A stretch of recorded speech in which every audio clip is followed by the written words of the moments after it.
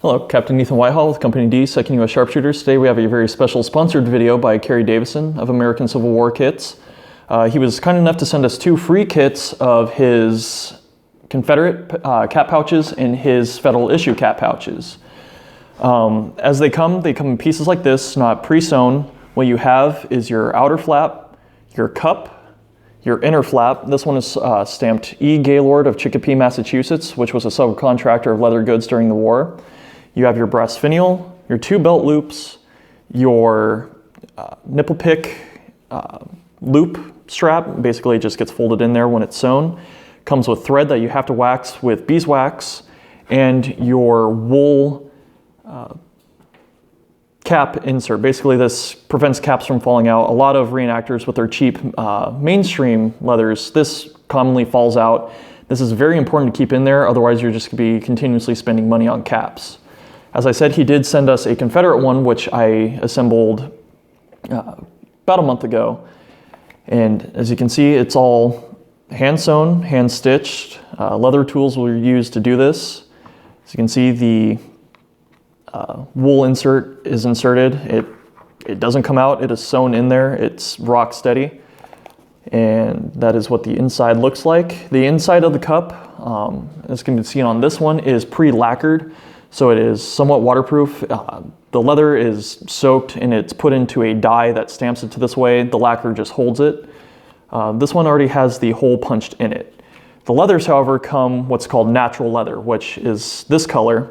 And to get this very rich black color, it has to be what's in the process of called dyed.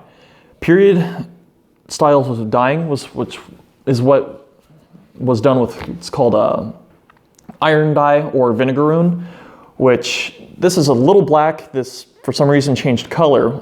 How to make it is steel wool or any untreated, uncoated raw iron with vinegar. Usually about a week is what it takes to make it.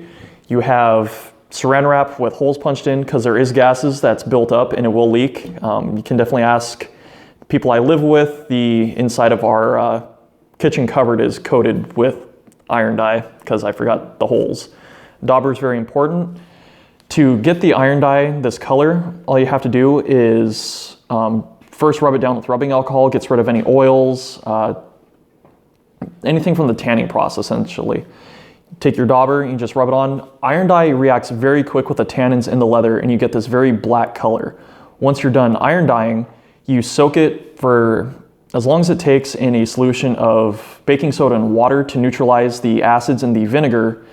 Otherwise, it will deteriorate the leather faster than it would in normal conditions, being outside and being used in the field of reenacting. After that, just treated it with some oil so it's still very pliable, very supple. This can be seen with all of this. I really enjoy these kits from Kerry Davison. They don't come with instructions, so this one was my first test. And even though it doesn't come with instructions, it was pretty straightforward on how to sew everything together. You can look up on YouTube different leather sewing techniques.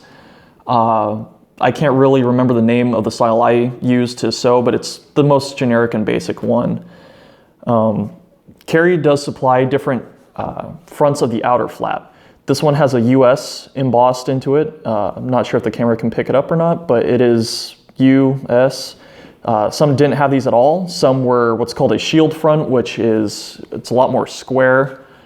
Basically, it's that for the outer flap. For the bottom, it has a tab that is sewn onto it for the closure tab. Nothing is pre-punched. There's no holes on where to sew. There's no little loop here. Same with that. That was done by myself with a leather punch, just like this one, with a little closure tab to help close everything on the finial. With the Confederate one, the Confederates, of course, as I'm sure everyone knows, were very strapped for their resources. Brass was very commonly used for belts, everything like that. So of course, they had to make substitutes. They used pewter quite commonly for most of their finials on cap boxes, cartridge boxes. Some of their leathers were dyed black. I chose to keep this one as a oiled natural leather. As you can see, there is quite a difference from natural leather to the oil. And leather's one of those weird products where it's skin absorbs oils and things differently.